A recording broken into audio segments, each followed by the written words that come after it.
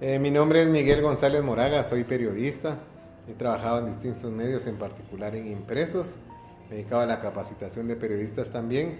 Y soy uno de los coordinadores de Confirmado, que es un esfuerzo contra la corrupción y que tiene el aval del Mirador Electoral, que es una coalición de organizaciones civiles donde se incluye la asociación DOCES, en cuyas oficinas estamos.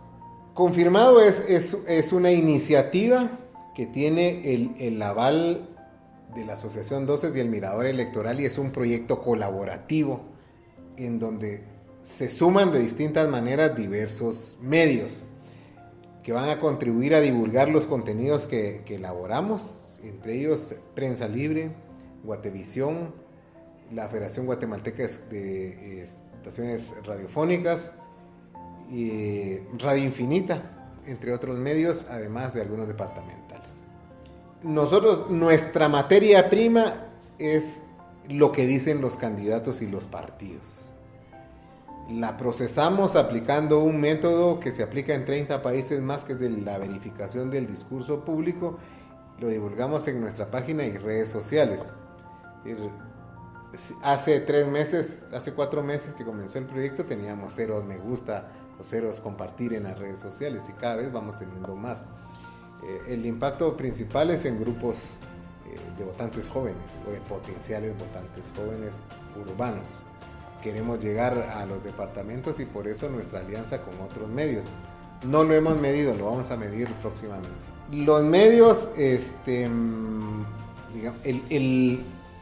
confiar en quienes estamos a cargo del proceso es alto. Si firmamos cartas de entendimiento con algunos medios, les ponía el ejemplo de Prensa Libre y Guatevisión, porque hasta ahora no se había hecho de manera sistemática un análisis del discurso público, el rastreo de noticias falsas, que es desinformación. O sea, las noticias tienen que ser verdaderas o no lo son, pero le han puesto el apellido de noticias falsas a la desinformación a través de los medios.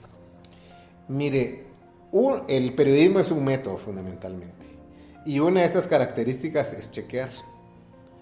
Cada vez los medios en Guatemala se encogen, entendido esto como que tienen menos recursos financieros, y eso tiene consecuencias en la contratación del recurso humano. Entonces entendemos que nuestros colegas cada vez son menos haciendo lo mismo en cantidad de tiempos, y no siempre pueden verificar lo que están diciendo los candidatos, y son sujetos entonces de a veces ser engañados y que ese discurso de los candidatos se difunda. Por eso el énfasis nuestro en chequear lo que dice un candidato sin prejuzgarlo. Concluimos si es engañoso, falso, no se puede comprobar, por ejemplo, después de la aplicación de un método. Hasta ahora, la mayoría de chequeos que hemos hecho del discurso público nos ha resultado falso. Les pongo el ejemplo. Hay 3 candidatos, y no los voy a mencionar, pero hay 3 candidaturas que están hablando de construir casas, entre 300,000 unidades habitacionales y 1,000,000 en 4 años de gobierno. La tarea de Confirmado fue analizar datos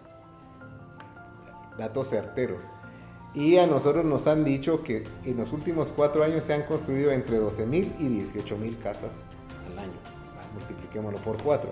Eso nos da entre 48,000 y más o menos 72,000 casas, frente a alguien que propone 1,000,000 y 300,000. Es una propuesta engañosa, y el engaño no es verdad.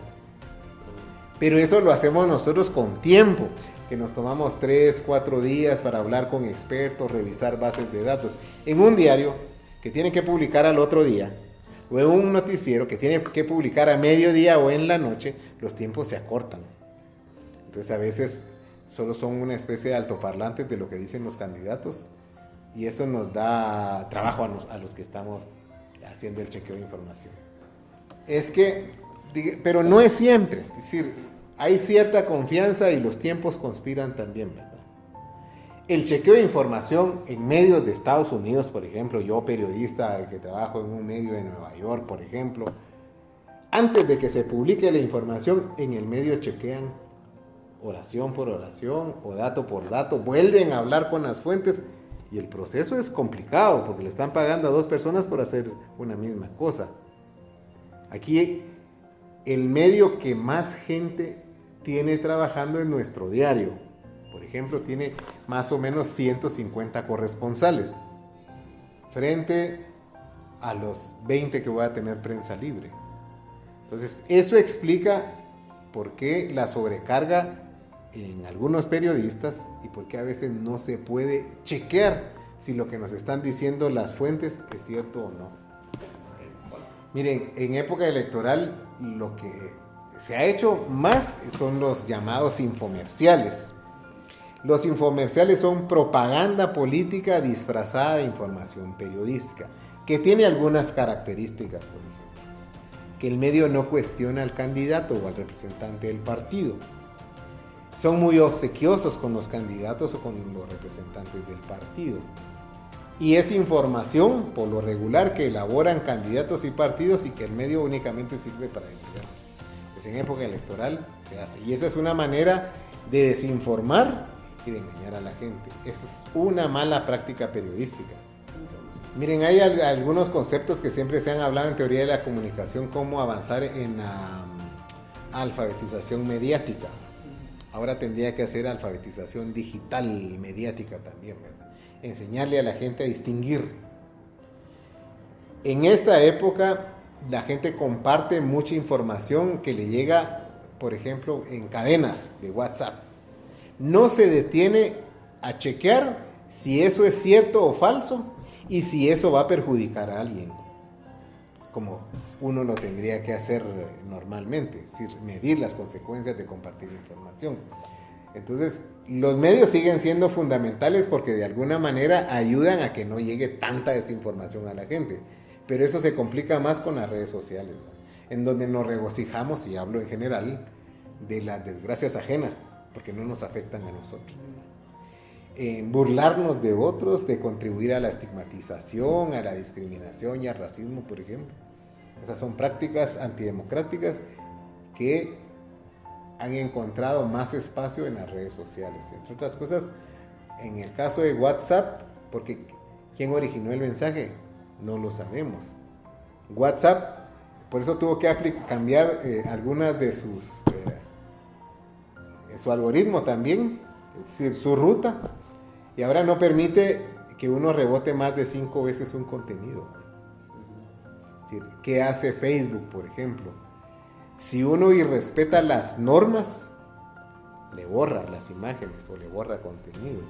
¿Qué hace Twitter? Si uno irrespeta normas, le cancela la cuenta temporalmente o por tiempo indefinido. Y eso podemos hablar porque en Guatemala ocurrió recientemente mucho.